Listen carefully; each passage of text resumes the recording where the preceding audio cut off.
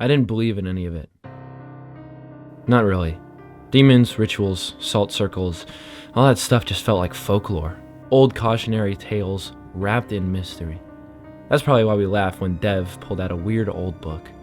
It was a Friday night. Me, Dev, Jave, and Alina were hanging out at Jay's house. His parents were away for the weekend, and we were deep into one of those nothing nights. Lazy, tired, half buzzed, and half bored. Dev had been digging through a box of his dad's things in the basement when he found it. This heavy, leather-bound book with cracking edges and pages that looked like they'd been stained by time, or something worse. The Lesser Key of Solomon. Most of it looked like junk, faded Latin, weird symbols, dramatic warnings. But Dev turned to one of the marked pages, finger-tapping an underlined name. Oberus, he said.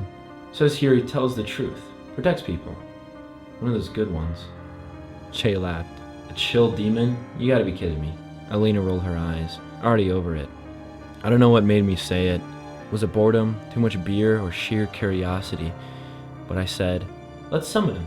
We weren't being serious. It was just something dumb to kill the time, get some laughs, maybe get a few clips to post later. We lit a few tea candles from the drunk drawer, sat it on a circle on a cold concrete floor, and Dev read the words out loud. We skipped most of the steps. We couldn't be asked to go through all of that and waste time. No protective circle, no fancy herbs or incense, just candlelight and bad decisions. And nothing happened. That just made us laugh harder. It was fun. We bashed each other, tried to scare each other a little bit, and ultimately shrugged it off and went to go play Mario Kart. But after about 20 minutes, the basement door creaked open. Jay swore he shut it tight, but those doors were iffy. He went and locked it.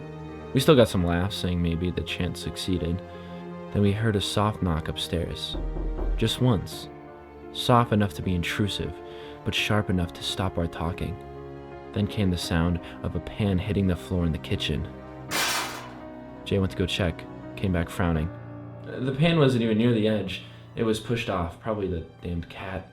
I remember Alina saying something like, must have been the draft, but I wasn't convinced. The air felt heavier. Not cold exactly, just wrong. I didn't feel at ease anymore. Something felt off. Then something slammed into the wall behind us. Loud, deliberate, hard. We all jumped. Even Dev looked rattled, and he was the one that didn't get pushed off the rails easily. I saw that he looked freaked out, terrified at this point. He grabbed the book again and started reading more closely. His brow furrowed, and the rest now realized this wasn't a prank anymore. If summoned without circle or seal, he may wander freely. Though not harmed by hand, he grows stronger through fear and time. He may torment, mislead, and draw harm from the world to you, to reveal the truth. At the final hour, when shadows become flesh, he may touch, he may take. Protection lies in the circle of salt and in the light. He cannot cross either unless broken. If he does not possess his soul until daybreak, he shall return to his realm. Jay's laugh came out sharp and short. Nice, real funny. Then we all heard it. Breathing. Right next to my ear. Cold. Uneasy, damp. And very much there. I freaked out, turned, expecting something. Someone. Nothing. Dev's voice cracked when he shouted, we didn't bind it. It says right here, no binding, no control. More noises upstairs. Then a bowl popped in the stairwell. Alina screamed. Jay cursed. I didn't say anything. I was trying not to lose my shit. We scrambled. Dev tried Googling binding rituals. Yes, funny, but not so funny when we faced something we didn't understand. This was supposed to be fun, a joke. We realized all too late that it wasn't. I ran upstairs and grabbed a bag of salt and we poured it around us in a shaky ring.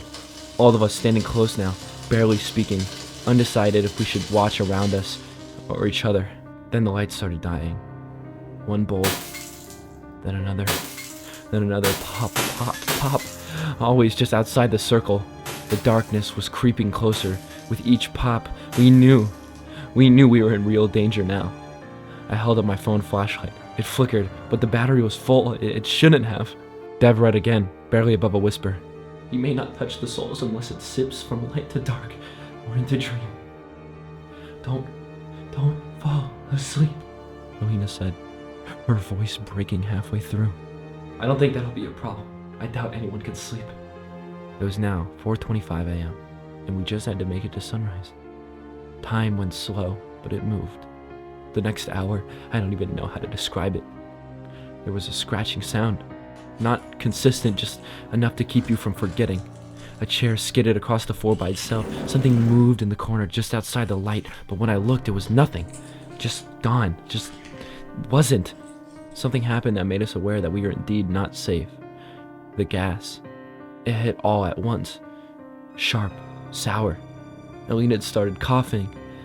The burner upstairs. Someone had turned it off, but we've all been downstairs. We didn't want to leave the salt circle, but we couldn't just sit here and let the house fill with gas. We decided to go upstairs together, slowly. One person always shining the light on the others, like kids playing flashlight tag in a haunted house. The burner was on, full blast. The knob was gone, yanked off. Jay found the valve under the counter and turned it off with a pair of pliers. I took the handle, shoved it into my hoodie pocket. Then the phone light flickered on again.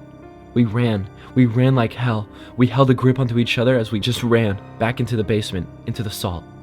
We didn't talk anymore. We just breathed. Shaky and quiet.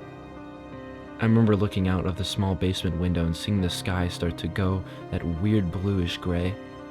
Just barely. Just enough to believe it might end. It might be over.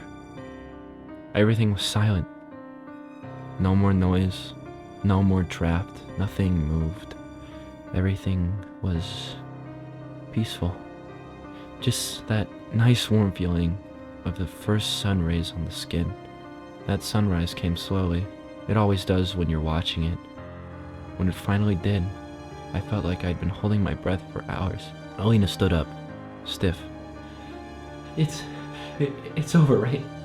Dev was still sitting there. He hadn't said much in a while, then suddenly he stood up. "I'm going home," he said. "What? No, wait, Dev." "I'm tired. I just want to sleep." He said something else under his breath. I didn't hear it, but Jay froze. Hold on, what did you say?" Dev looked confused. "Nothing. Good night."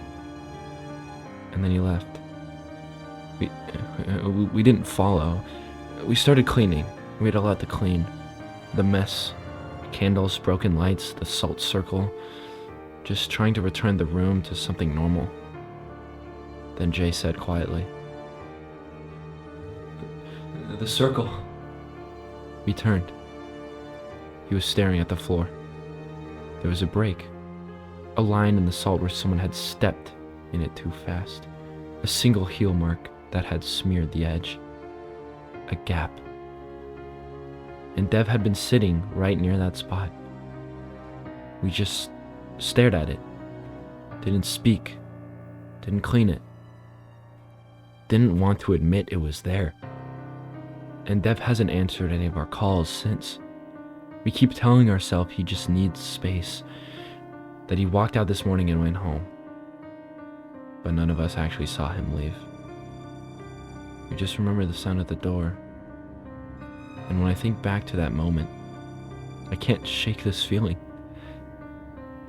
What if Dev never made it out of the basement? What if we let something else walk away?